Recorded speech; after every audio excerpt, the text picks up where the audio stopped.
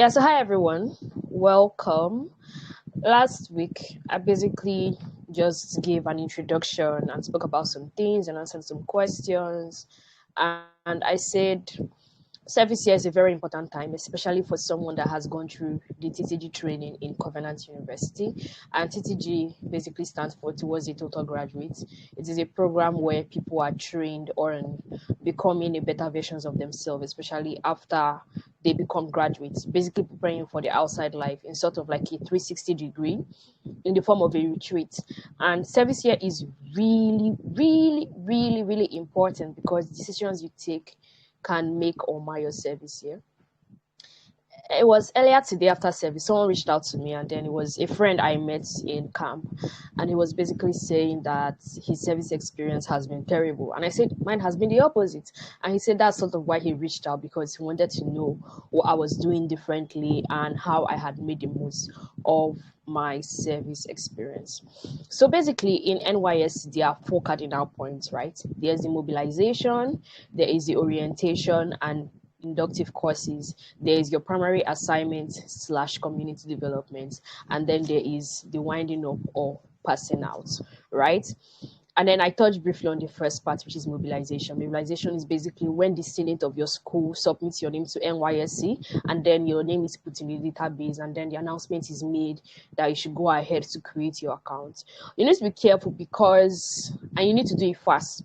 Let me be honest with you because sorry, people are terrible, people are wicked, right? There are people that have finished school and then other people that did not go to school go to the NYSC portal and create an email and claim their name, so they have problems serving, and then it will show on the NYSC database that they are serving, but the person is actually not serving because someone that did not go to school is using their name to serve. So you want to be fast, careful, and smart about that in general. Hi, Easy, welcome. Then the next one is the still under mobilization, right? You get to feel a number of things. And then one thing I want to say is that the system keeps changing. So one thing you want to do is be open to change so that you don't have a certain perspective. And then when you go in, everything changes. And then you're surprised, like, oh, this is not what I expected, and so on and so forth. So for instance, it was last year, 2021 batch A stream 2 was when it was removed from the NYSC portal. Before, NYSC will ask you what 3 states do you want to serve in, right? And you could pick that on the portal. But then for that particular stream, a couple of people were not put, a number of people, huge number of people, that's potential core, prospective core members, PCMs. They were not posted to the states, any of the 3 states, and people were just paying money and paying money and paying money. And everybody was trying to relocate. Now, what you need to know is that the government knows that the system is corrupt, right? But then the thing that should make you worried is that the government keeps record of the corruption. Right? I said this last week.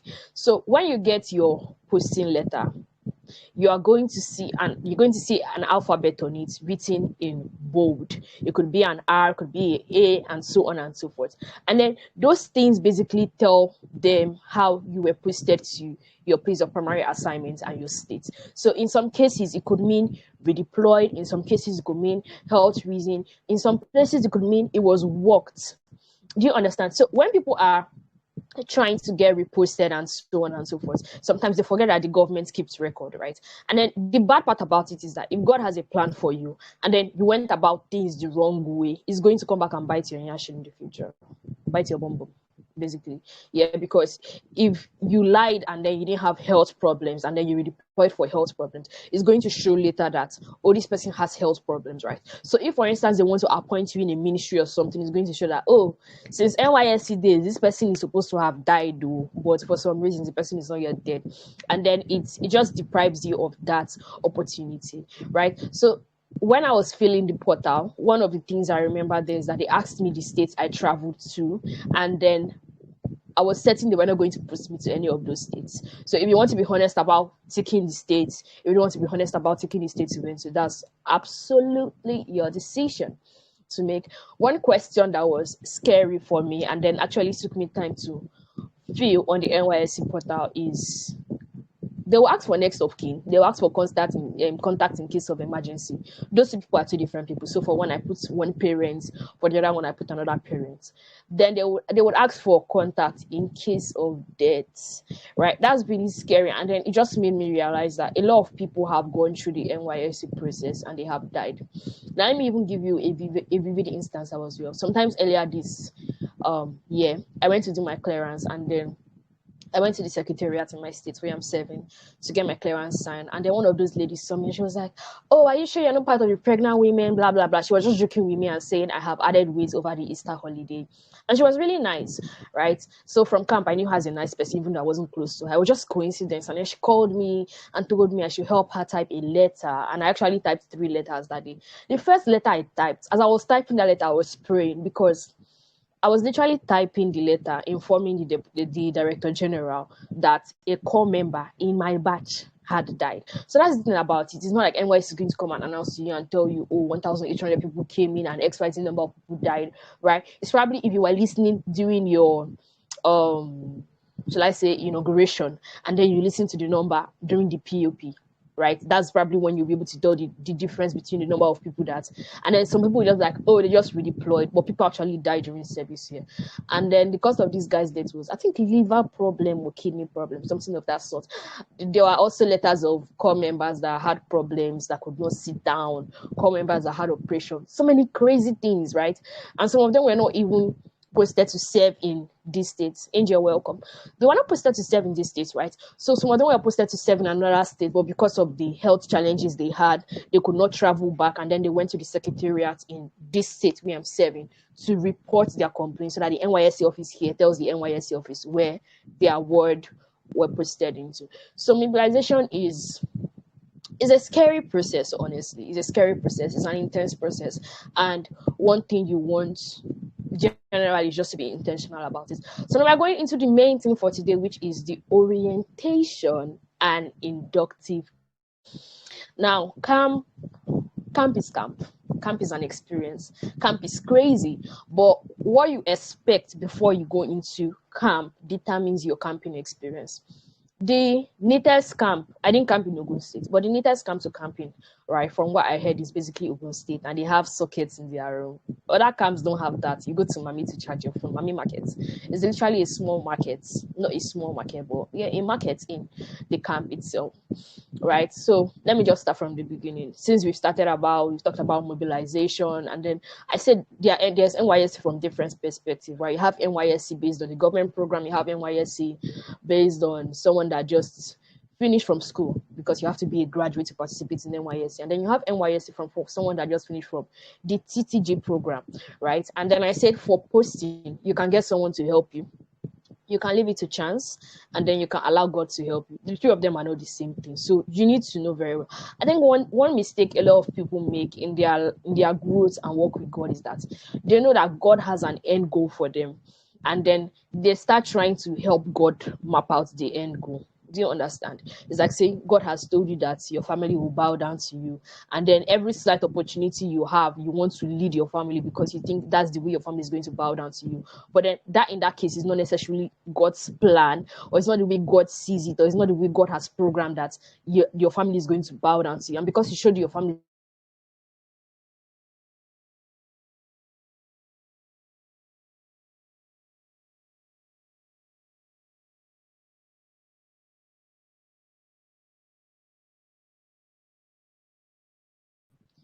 yeah, there are people that they will try to even redeploy themselves, and then they will end up being redeployed to where God wants them to be. So the most important thing is allow God to help you. That's usually my best advice to anyone going into NYSC.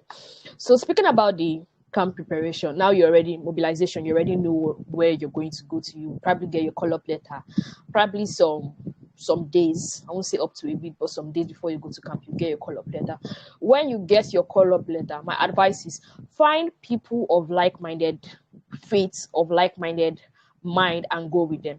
Now, the thing about camping with Eagles, that's Covenant University community members, is that you may not necessarily have met this person in school. You may not necessarily have known this person in school. You may not necessarily even have a close relationship with this person. But the fact that you guys have gone through that training together, whether the person likes Papa or hates Dr. Azu or hates me, it is not really going to matter at that point, because one thing you will come to understand is that you guys have some sense of responsibility towards each other.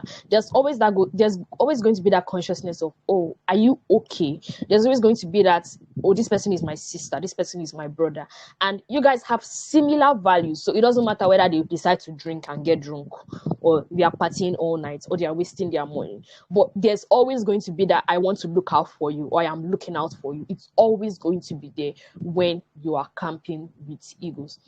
So one thing I'm going to talk about is I'm going to talk about the trip, traveling to your location. A number of people have not traveled before, they've not made long trips before, and NYSC is literally one of the first long trips they are going to make in their life, especially in this state of insecurity. You need to prepare for your trip. So the first thing I'm going to talk about is dressing, right? Regardless of whether you're flying, whether you're swimming, whether you're, I don't know, whatever means of transportation you are using, you want to dress comfortably. My advice would be wear a polo and have a cardigan or a hoodie, preferably a hoodie, because hoodies are easy, especially the ones with zip down, that you can zip down. They are easy to wear and they are easy to remove. So you want to have that, and then you can decide to wear a skirt or a trouser. I don't know why I feel like trousers are safer. So that's that. And then your footwear should be comfortable. You can decide to wear slippers, a sandals. You don't want to wear a cover shoe or a boot. Do you understand what I'm saying? So that's the first thing I'm going to say. Dress well. Now, one other thing regarding your trip is the day before your trip is very important. Regardless of what state you are in. I travel a lot. So let me even say this. When you're traveling to a state, right? You enter the state, that's like the outskirts of the state. Then you oftentimes enter the capital, then you enter the outskirts of the state again before you enter a new state. So it's like entering a state 3 times, depending on what part of the state you are going to. And that's how most NYSC trips are. Most NYSC trips will make you travel from one part of the state through the capital to the second part of the state.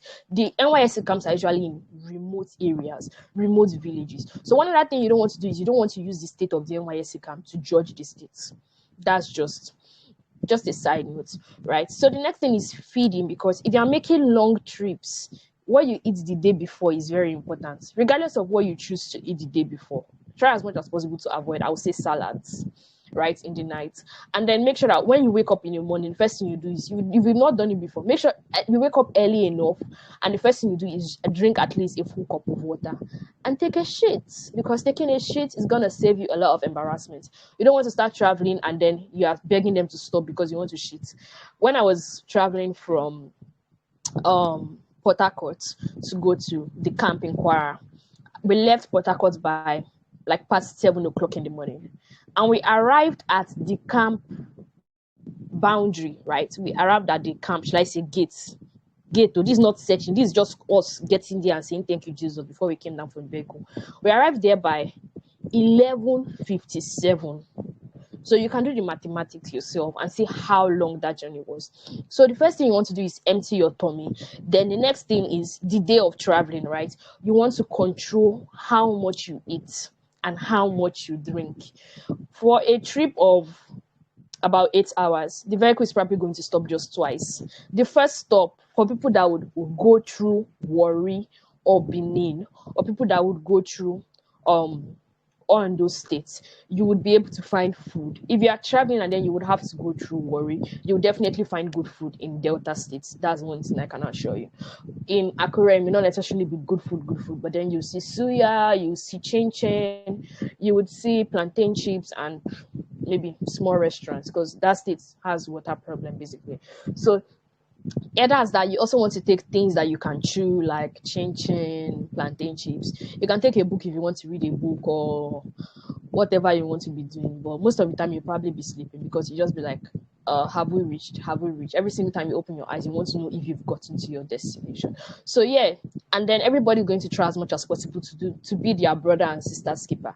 So for instance, I know someone that was in Port Harcourt, but the person doesn't like a long trip. So what she did, then flight was cheaper. It's not now.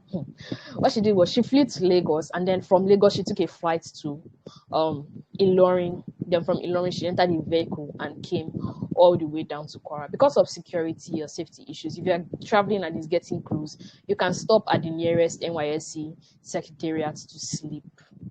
Right, so that's going to be that for travel. Next thing I'm going to speak about is security. As much as everybody's going to try to be everybody's brother's keeper, everybody's going to be like, what's your name, what could you go for, so that they can also sort of watch out and check on everyone, right, before you get to camp and then you meet eagles or people of like mind. You also want to be security conscious. Get a fanny pack. I have 2 fanny packs. Those things are beautiful. When I'm going to be even in camp, I carry my fanny pack. When I want to take a shit, I carry my fanny pack. So yeah, you have to carry your fanny pack, and then that's where you're going to put your phone, you're going to put everything. If you want to bait, you keep it by the side, and then as you're baiting, you're watching your fanny pack. Literally. So yeah, even when you sleep, you need your fanny pack on your body. So that's basically going to be that about preparation. Of course, you carry your documents. Of course, you will travel light. And I put the Eagles in Khaki book on the what's it called, on the group chat, and I pinned it so you can also go through it to know what to pack and what not to pack. Chances are you're going to school, and Eagles in Khaki will tell you the truth that as much as NYSC does not necessarily advise you to carry drugs, they will tell you to carry enough flagy and tetracycline, and they will tell you to hide it, right?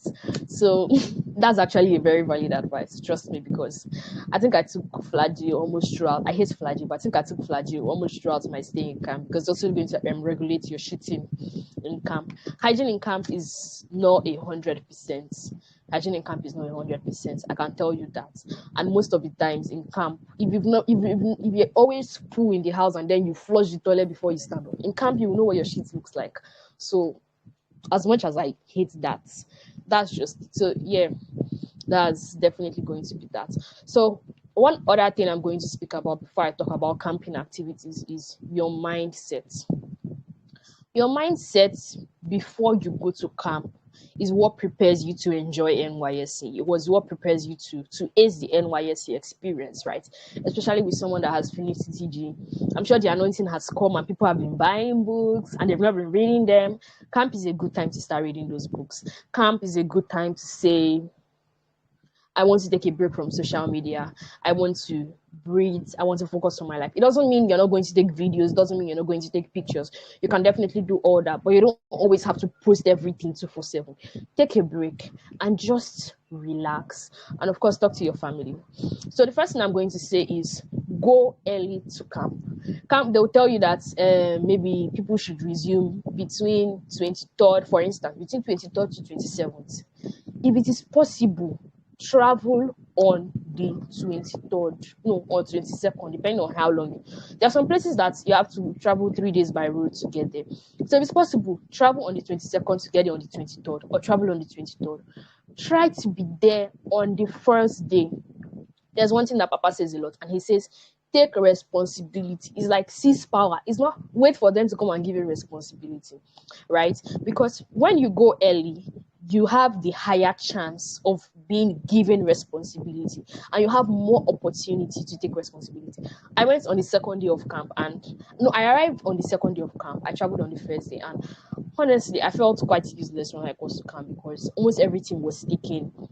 Trying to even join OBS was a battle. It was difficult, right? So you want to do that and you want to be active in camp. Now, let me also say something. Your activeness in camp can affect your posting. Remember when I said at the beginning, don't help God, allow God to help. That's why you need to hear God for yourself. Your activeness in camp can affect your posting. For instance, I was active in OBS and they liked my voice. So most of the time, it's like, oh, Tali, come and cast news. And I'm like, good evening. It's Tali from OBS. This had the highlights today. Yeah. I mean, that's not exactly how it sounded, but I did cast news, right? And then when my posting letter came out, I was posted to NTA. I was praying. I was hoping it was a school. I just like, God, I'm open. I'm ready. And then I was posted to NTA. And when I was sitting in the bus, winner's bus, going into Ilorin, it was about 3 hours journey.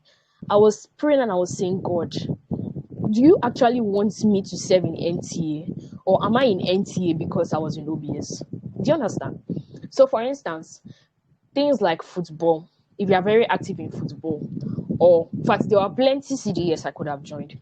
But for some reasons, I knew I was going to be in the capital, not in the village, even though I wanted to be in the village actually. Right? If you're very active in football and volleyball, for instance, your team won, your team is one of the best two teams, you like running. The coach is one person you should go and farms. And it's not just farms in the coach, it's for you to go and play well, right? Because they are going to post you to sports CDS. And then where do they have the stadiums? They have the stadiums in the state's capital. So that means automatically you would be posted to the state's capital, regardless of whether your PPA is now a school or a ministry. I think this is something I said, but a lot of people didn't pay attention to during the last meeting. Most people from your batch will be posted to schools. Most people from batch A are posted to ministries. So by the time batch C is coming, right, that's your batch C, stream 2 or stream 1, most likely no, stream 2, because of when convocation, stream 2. By the time you guys are going to camp, it means the ministries are saturated. It means states are, PPAs are filled up. So some states don't even have enough PPAs for what's it called? For core members to be posted to. So you guys would probably end up in schools, we probably end up in community schools, end up in village schools, school.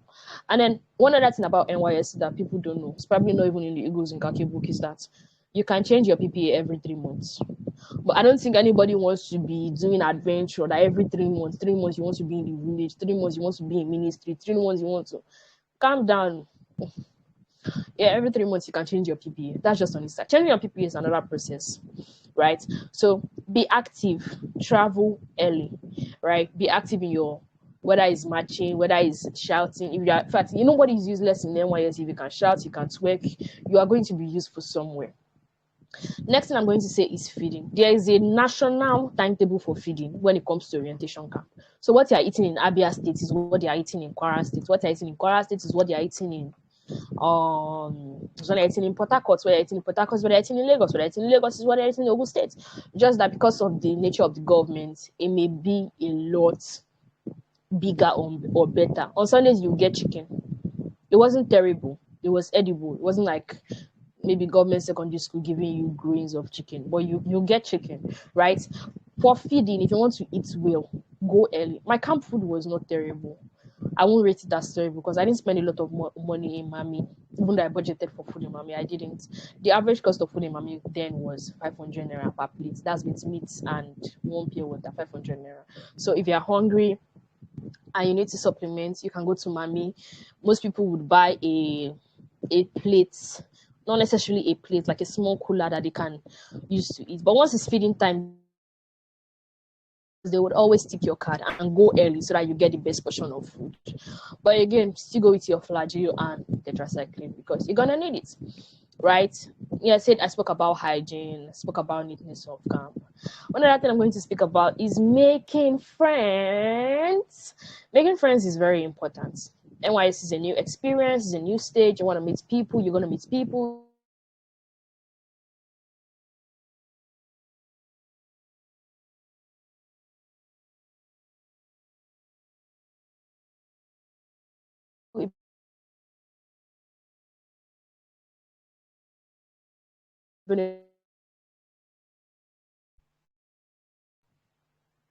Sorry about that, a call came in. Right? It can be difficult to make friends as adults, but then making friends during NYSC is actually not that hard. When you meet someone, before I even say making friends, let me deviate a little. Right? You see that name, Covenant University, or whatever school you went to, private, public, it is a key. Covenant University is a key. It is a key that you should use when necessary. It is a key that you should not advertise when it is not necessary because it's going to put you in trouble. It will not put you in trouble in Jesus' name. It can put you in trouble. So be very careful with that key. So yeah, making friends. When you get to camp, the first question is probably going to be like, hi, how are you? Are you redeploying? That's the first question. That's how to make friends. Are you redeploying? Is the way you greet in camp. And then the person will say, yes, I'm redeploying. Everybody's always redeploying. And then when you ask them, where you redeploying to? They say, Lagos, Lagos. Everybody wants to go to Lagos. So, yeah, that's basically the easiest way to make friends in camp. So, one thing I would say again is pressure. Know what you want. Sorry, excuse me.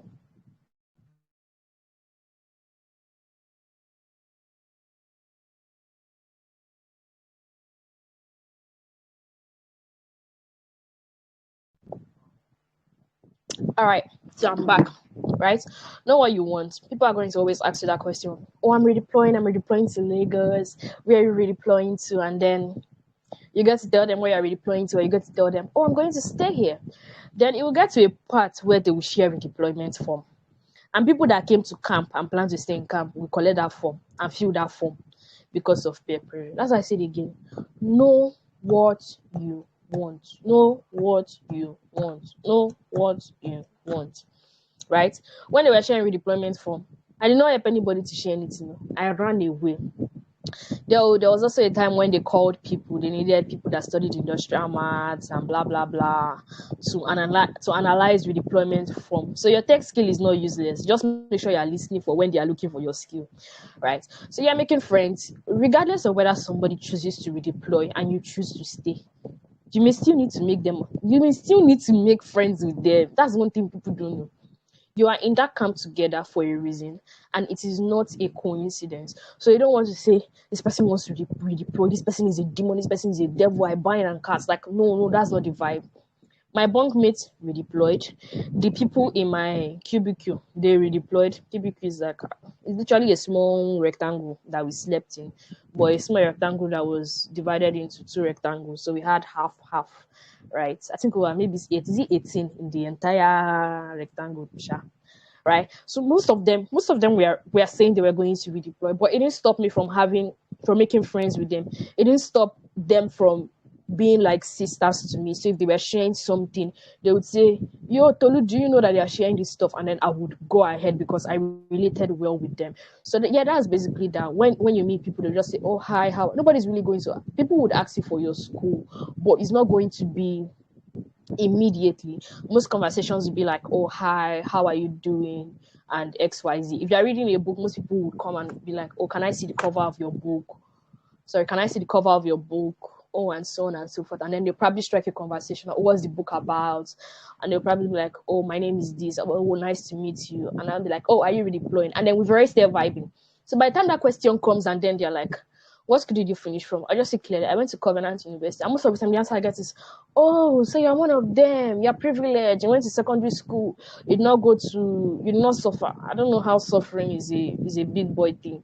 But yeah, that's usually the vibe that comes. And then I'm just like, the first thing I normally say is, if I didn't tell you I went to Covenant, you won't have known that I went to Covenant. And then like, oh, it's true. So most people don't judge me based on the fact that I went to Covenant or I didn't go to Covenant. And then another thing I say is, if you had the opportunity to go to Covenant, you would have gone to Covenant, because who doesn't like good things? So don't feel bad that I went to Covenant. Don't feel inferior about anything. So many people are going to come to talk to you, so many government officials, and then some things government officials will say, you'll be like, God, did they really ordain us to go and shine as light in this world from CU?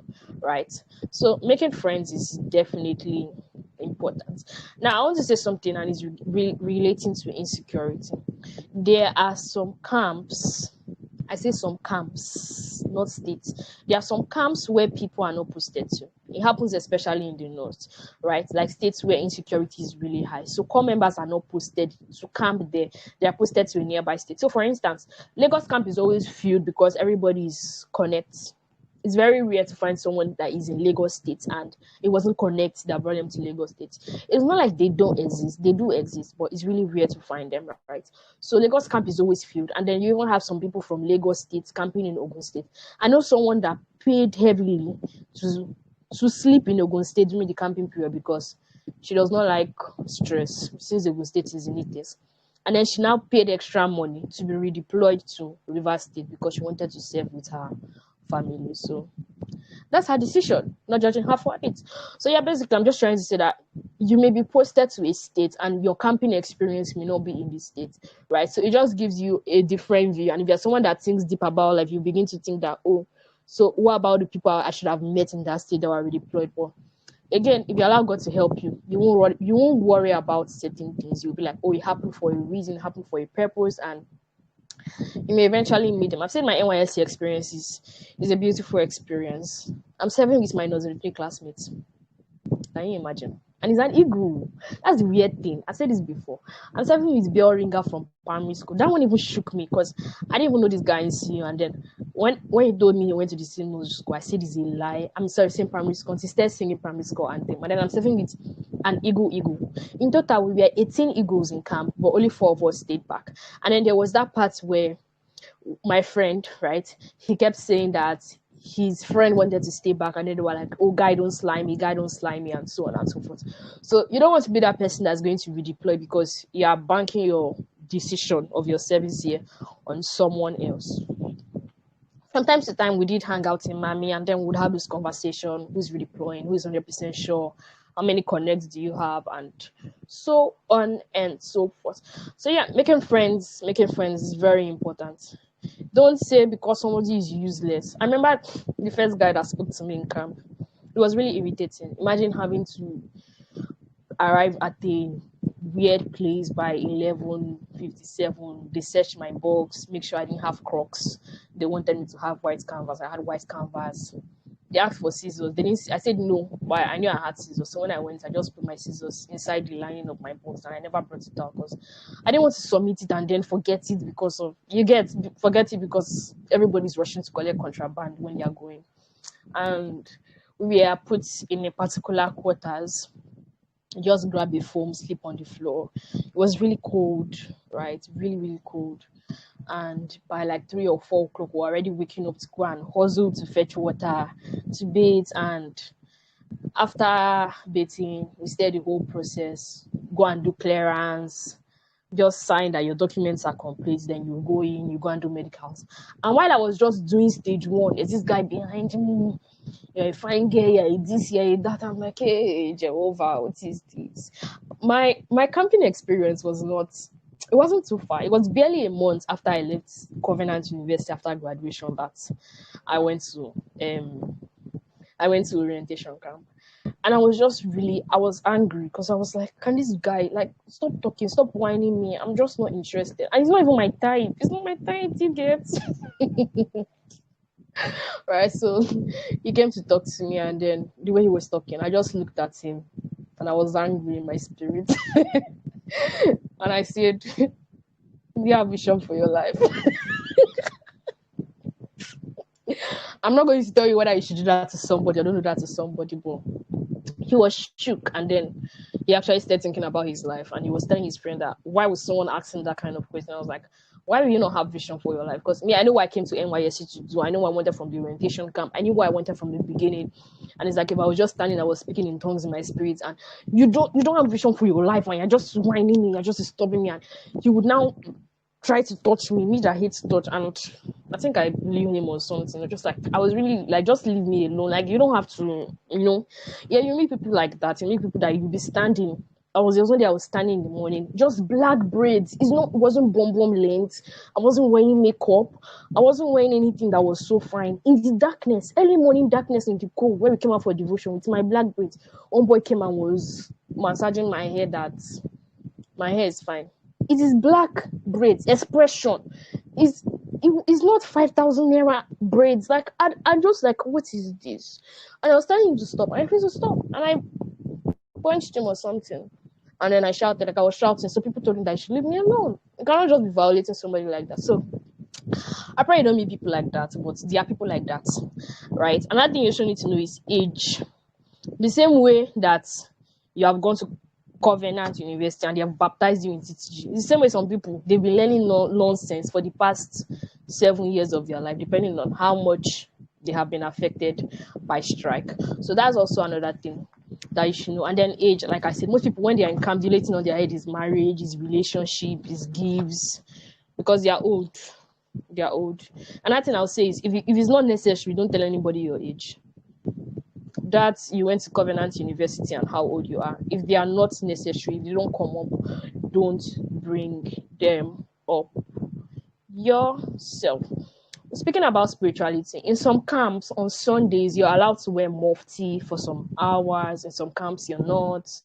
So, yeah, you can go with mufti. Me, I basically went white and white. I wore my actor shirt when I was going because I knew that way it would be very easy for me to identify eagles. And I wasn't wrong. Right before I left Port Harcourt camp, I saw one guy and he saw me wearing an actor's and he's like, see you. I was like, yeah. So that was how I met a CU partner. So you want to, yeah, you could do that if you have maybe a CU related shirt. You can wear that to travel so that it's easy for you to identify eagles. There was another eagle I met. I had never met him in person, but the way he dressed, the way he was just standing to get his platoon number, I was like, this guy's an eagle. So I was like, yeah, an eagle. Well, what's your name on the group chat? So yeah, it was cool. It was cool generally. Platoon numbers are important. People time platoon numbers, right? But the madness to get a platoon number is, it can be crazy, especially when you didn't go on the first day because everyone is tired, everyone wants to be done with the process. If you're not done with the process, you can't get your room. So yeah, it can be really stressful to get a platoon number. The way it happens is that the person that goes in gets platoon one, and that one would be the last number on your state code. You get your state code when you get there. The next person that goes in is going to, their state code is going to end with 2, so it means they're in platoon 2. So imagine having 18 eagles from Covenant, and then all of you are now programming, guy, what's your platoon? Okay, sorry, can I enter your front? So that all of you will be in the same platoon. You don't want to run mad. So whether you're in the same platoon or not, you guys would hang out, you guys would have a good time. And it's not just about CU people. I met guys from Afe that I could vibe with. Well, of course, it wasn't 100% the way I would vibe with Eagles. I met someone from Bowen. I think I met someone from Babcock. Yeah, I met people from Babcock. So it was nice.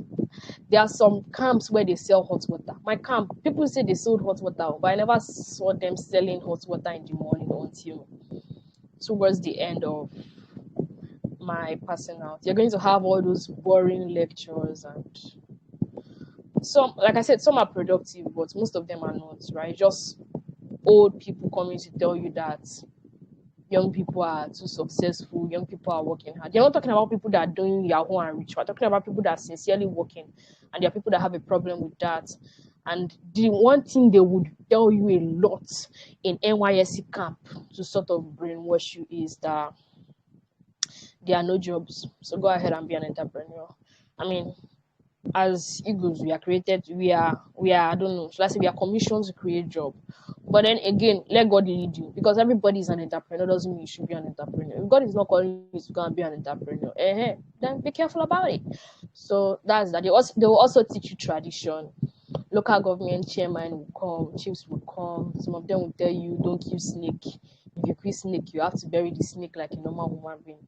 You see communities where they worship snake, communities where they worship snail, and so on and so forth. We're going to have someone come to talk to us on rural community, and is a really nice friend of mine and an eagle to 7 in Kwara, but that won't be today. So if you have any question, I think this is the time to ask your question. Do you have question? Oh, I didn't say something and I'm looking at it. Man o' war can be scary, but man o' war is an experience, right? You don't know where God is going to send you tomorrow. You don't know where.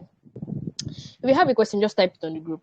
You don't know where God is going to send you tomorrow. You don't know what's going to happen. So please engage in man o' war activities and learn how to fight, learn how to wrestle. I mean, you're not necessarily wrestling, but do those things. For short people, people that like me and people that are shorter than me, you won't necessarily participate in all of them, right? Some of them, they will just tell you to stand and be doing like this because your hand cannot reach the rope. There are some of them that the soldiers will carry you and tell you to pretend as if you are doing it so that you will snap picture. All in all, it's actually a nice experience. And one of my favorite manual activities, walking on rope. There's this one where you have to walk on 2 jungle ropes. It's not hard, but walking on one rope is actually very easy. That one shook me. You would hold one rope and then your leg would be down on the second rope and you're just sliding. It was actually very easy. Maybe just for me. Well, experiences differ. Another one is swimming in the sand. I cannot swim normally, and then there was sand and there were barbed wire, so I had to squeeze my body under the sand and then I'll just be crying under the sand. After some time, I raised my face up to breathe. It wasn't that bad, like breathe, but it was an experience. It was fun. It was only one manual activity I did not do. that one, they will suspend two ropes from the ground. You would not hold anything as balance, and you would use your body weight to move. When you're tired, you will now put your hand on your knee and bend for balance. Crazy, crazy, crazy stuff. All in all, it was good. So please, if you have questions, now would be a great time.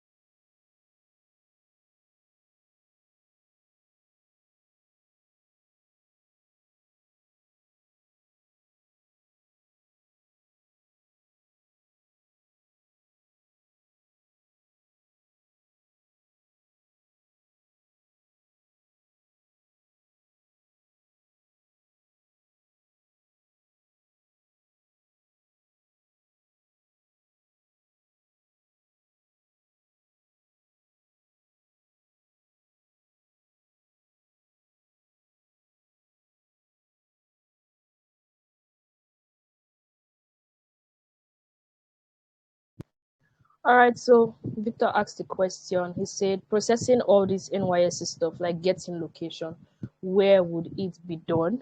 Basically, what happens during the mobilization is after you fill the form, you would wait, and then NYSC would announce on their official page or official platforms that call up letters are ready. So when you go to your portal and download your call up letter, that is where you would see your NYSC location and then the camp location and then the resumption date. However, for people that use Connect or paid, it's still the same thing, right? They would have to wait and see it on their portal. So it's when they sit on their portal that people now start saying, my Connect did not work, oh, this one, that one. So yeah, that's basically how you know where you're posted to.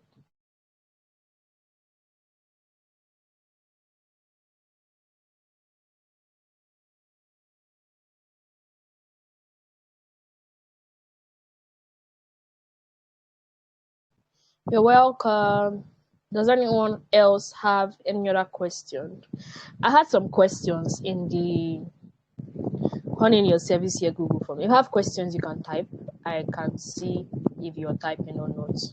I had questions in the Honing Your Service here stuff, and most of them were in relation to getting your PPA, getting a job, and that would be the highlight of our next conversation, right? When you are done with camp, how do you get transportation to leave camp? How do you get a PPA? When are you supposed to resume at your place of primary assignments? How do you do your clearance? How do you do your documentation? And how do you sort of abide by the rules? So I'll just leave for the next 1 minute. If there's no question after 1 minute, we can call it an evening. An evening, a evening, the evening. English is hard.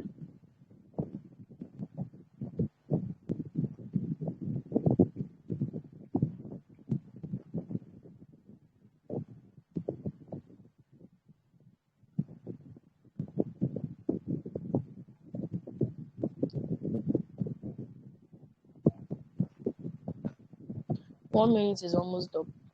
Waiting for a few seconds. Few seconds. And if you haven't read Eagles in Khaki, please start reading it and start preparing.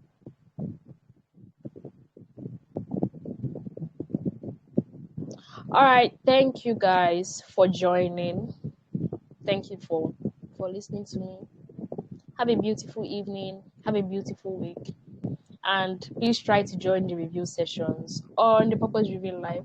And even if you're not joining the review sessions on the group, try to read the book because it's gonna change your life. Some people are not reading it now with us, but they will definitely read it later. So bye guys.